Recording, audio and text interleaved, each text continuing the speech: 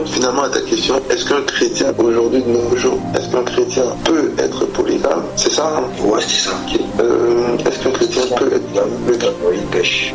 Le chrétien qui, selon la loi parfaite de Christ, il pêche, tu vois, mais le polygame qui est déjà, celui qui est déjà polygame, qui vient dans l'assemblée, non, on ne va pas lui demander de divorcer, parce qu'il porte juste les conséquences de cette stade de sa vie. C'est pas, il n'y a pas le péché parce qu'il avait été polygame, en fait, sur lui, il n'avait pas encore reçu Christ. Donc, dans l'enseignement de l'amour, Christ n'étant pas polygame, on dit, Adam a vu Ève, une seule femme, il s'attachait à elle, et dans cet amour-là, il unit deux personnes, ça unit pas trois personnes. Alors, quand Dieu a défini le mariage, il a dit, c'est pourquoi l'homme quittera son père et sa mère, il s'attachera à sa femme, et tous deux deviendront qu'un. Il n'a pas dit à ses femmes. Donc, finalement, la polygamie, ça dénature un peu, en fait, c'est la définition du commencement du mariage, tu vois. Et du fait de ce détour que ça crée là, ça, c'est pas la volonté parfaite de Dieu. Donc voilà, je pense qu'on avance.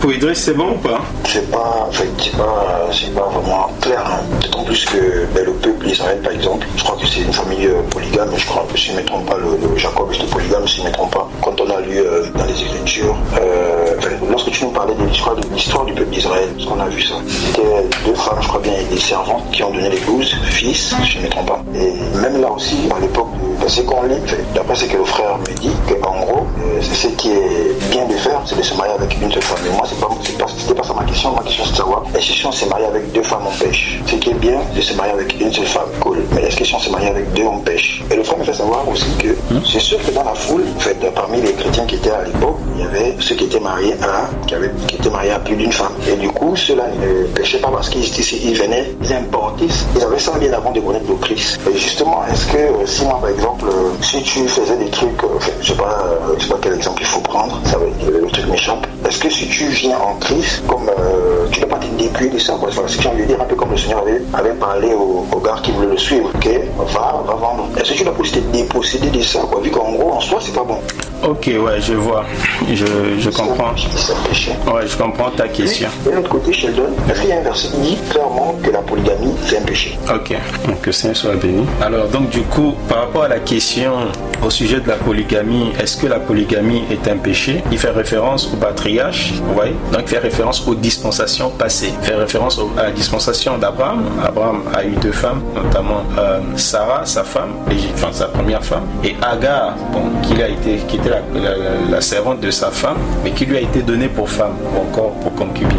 Alors, et pas seulement Abraham, on l'a vu aussi avec Jacob. Et Jacob qui avait clairement deux femmes qu'il a épousé après une. Il a épousé une, après 7 ans, il a épousé une autre. Et après, il avait ces femmes aussi leur ont donné leur servante comme concubine. Alors, donc, il fait référence aux dispensations passées et il arrive aussi à la dispensation sous la loi. Et il voit en fait la polygamie de Moïse. Et il voit même pas qu'en fait, sous la loi, il n'y avait pas que Moïse qui avait droit à la polygamie, mais les Israélites aussi pouvaient être polygames. Et donc, la loi n'interdisait pas la polygamie. Donc, on peut continuer par rapport à la dispensation dans laquelle nous sommes. C'est que nous avons expliqué jusqu'à maintenant, c'est que dans chaque dispensation, il y a des statuts, il y a des commandements et il y a la loi ou l'enseignement ou la doctrine. Je vais revenir par rapport à la question du frère. Donc, le verset 9. Je vous dis que celui qui répudie sa femme sauf pour infidélité et qui en épouse une autre commet un adultère. Tu épouses une autre femme, elle est libre, tu l'épouses bien, vous allez devant les parents à la mairie. Mais parce que tu as déjà épousé une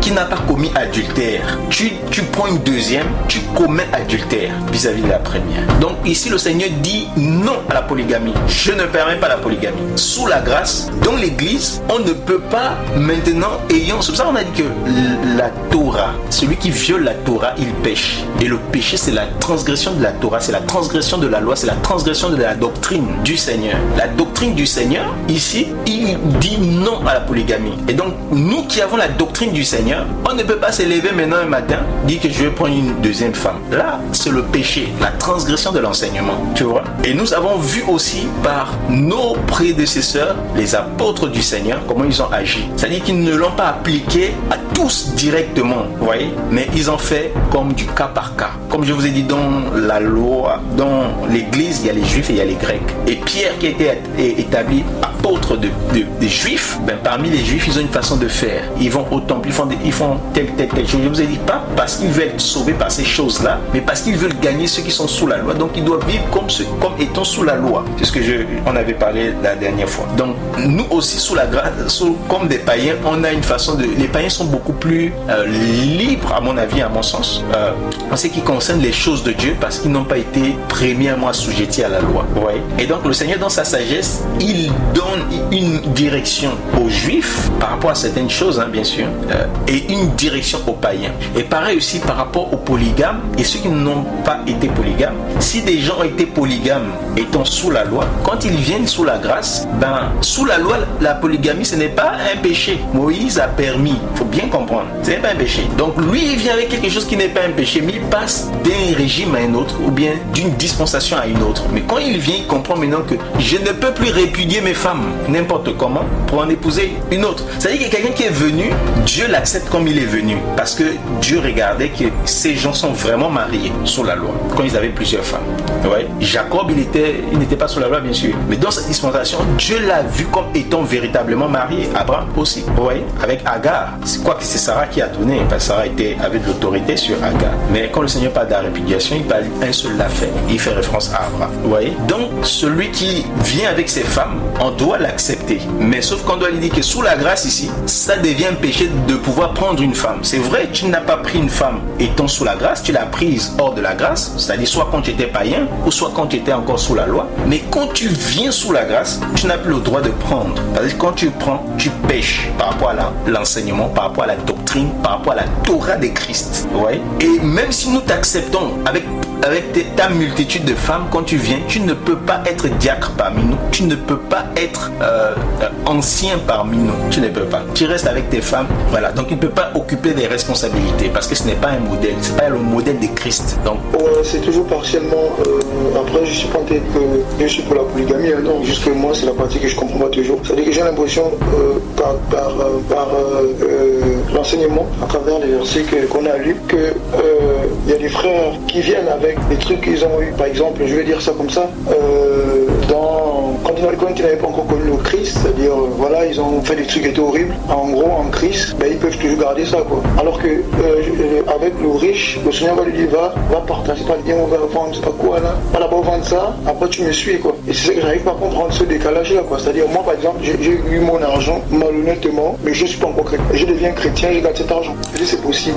Non, bien sûr c'est pas possible, mais je vais dire que si c'est mauvais, pourquoi ils gardent toujours leur femme dans cette nouvelle dispensation? S'il y a des trucs, on a changé des trucs, ou bien comment voir la chose, pourquoi pas on n'a pas voir la chose de la même manière pour tout le monde? En gros, tout le monde n'est pas au même pied d'égalité, quoi. Voilà, c'est ça, c'est-à-dire c'est Dieu traite du cas par cas, tu vois, du cas par cas, et ce n'est pas alors que sous la grâce on va voir, dès qu'on voit un polygame, tu pêches. En fait, c'est Dieu qui approuve le mariage, tu vois. Le mariage, ce n'est pas comme par exemple un vol, quelqu'un qui a volé, qui s'enrichit de manière illégale et qui vient sous la grâce. On doit dire que bien sûr, les rend à ceux à qui tu as volé, restitue. Voilà. Mais le mariage, c'est pas ça en fait. Le mariage, c'est pas que Dieu regardait ça comme le péché dans la dispensation dans laquelle ils étaient, mais il a permis. Je sais pas si tu comprends. C'est-à-dire que Dieu ne peut pas en même temps dire à quelqu'un là où il a permis aux gens de se marier, être polygame, et maintenant quand ils viennent sous la grâce, il leur dit maintenant que vous êtes dans le péché. Tu vois, ils n'ont jamais été dans le péché. Est-ce qu'on pêche lorsqu'on est polygame? Si on n'est pas sous la grâce, si on ne s'est pas marié,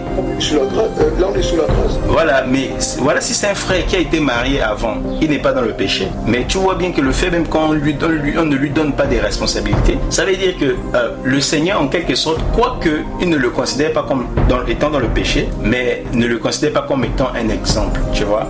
C'est-à-dire que en quelque sorte, c'est comme s'il y avait des choses justement, le fait qu'il se soit marié, quoique il était dans le mariage, mais ce mariage-là n'est pas le mariage selon le modèle de Dieu. Mais comment quelque chose qui est considéré comme bizarre, les autres dans le même groupe ont ça? On nous dit que dans ce groupe-là, il y a forcément ceux qui vont venir avec 2 ou 3 femmes qui seront sauvées. Si par exemple moi là, je viens devant le Seigneur, je prends 2 femmes, le Seigneur me considère comme quelqu'un qui a désobéi à la parole.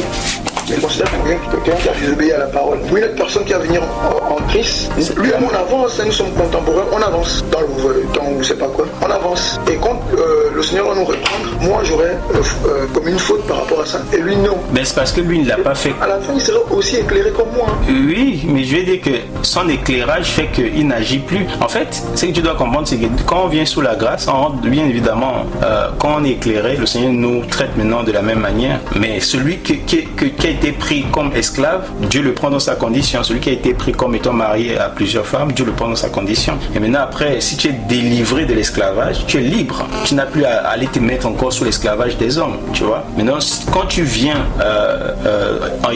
ayant été marié à plusieurs femmes, ben tu viens, tu n'avais pas été éclairé, et ce mariage-là, avant que tu ne rentres dans la grâce, Dieu l'a approuvé, Dieu l'a reconnu, tu vois. Quand tu viens sous la grâce, Dieu ne désapprouve pas, mais Dieu te montre que non, ici tu es dans une autre dispensation, voici comment ça fonctionne. Maintenant, à partir de ce moment-là, si tu prends une autre femme, si tu te dis je suis polygame, je veux encore ajouter, tu vois, là tu pêches. Mais c'est pas si tu vois un peu la nuance. C'est vrai qu'il est déjà dans la polygamie, il n'y a plus... Il est dans la polygamie, mais il ne peut plus encore agir encore en prenant une troisième, une quatrième, une cinquième. Tu vois un peu ce que je veux dire? Ayant reçu l'enseignement de la grâce. Là, les autres, là, ce sera le péché. Mais avant, ce n'était pas le péché parce que il n'était point sous la grâce de Dieu. Ok. Sur les 10 vierges, par exemple, on va dire 5 femmes qui vont se marier avec leur mari. Ah, parce qu'en fait, ici, une parabole, bien sûr. Si tu prends 2 Corinthiens chapitre 11, à partir du verset 2. 2 Corinthiens 11, verset 2. Je suis jaloux à votre sujet, d'une jalousie qui vient de Dieu. Je vous ai promis en mariage à un seul époux, le Christ, et je désire vous présenter à lui comme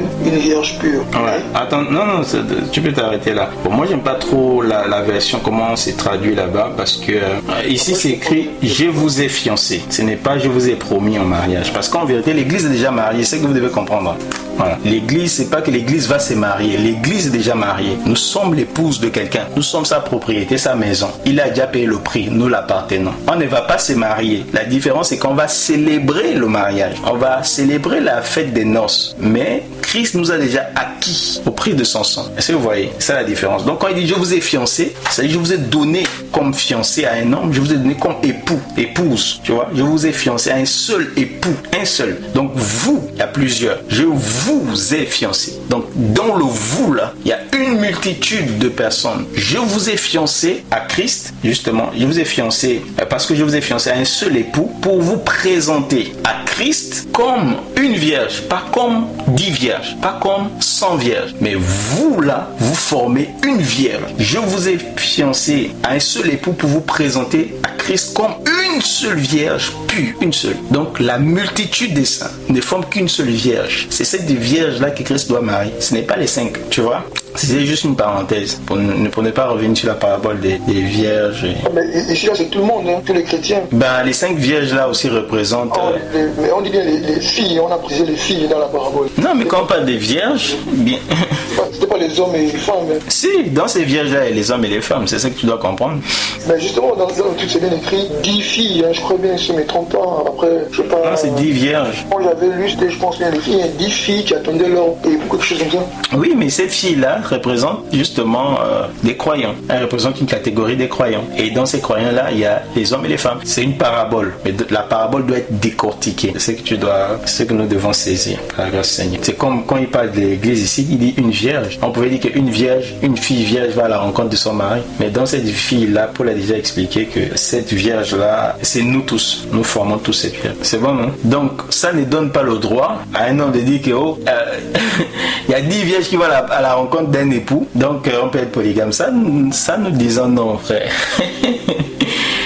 C'est un raccourci de l'écriture. Donc les 10 vierges pour aller à la rencontre d'un époux, voilà, il y a des choses à expliquer là-bas. Mais Paul a déjà dit ici à l'église dans 2 Corinthiens chapitre 11 verset 2 que l'église est mariée à Christ comme une seule vierge. Donc Christ va marier qu'une seule vierge. Enfin, il est déjà marié à une seule vierge, mais il va célébrer, il va la récupérer pour célébrer les noces. Voilà, on a été fiancé comme une seule vierge à Christ, une seule. Christ n'a pas plusieurs vierges, il a une seule. Sinon 2 Corinthiens chapitre 11 verset verset 2. Amen. Donc quelqu'un ne peut pas passer par les paraboles des 10 vierges pour dire que non, Jésus va marier 10 vierges. Non, c'est ce qui est bien explicité ici dans 2 Corinthiens chapitre 11 verset 2, c'est que Christ est marié, il est fiancé à une seule vierge et c'est cette vierge là qui va comparaître devant le pur.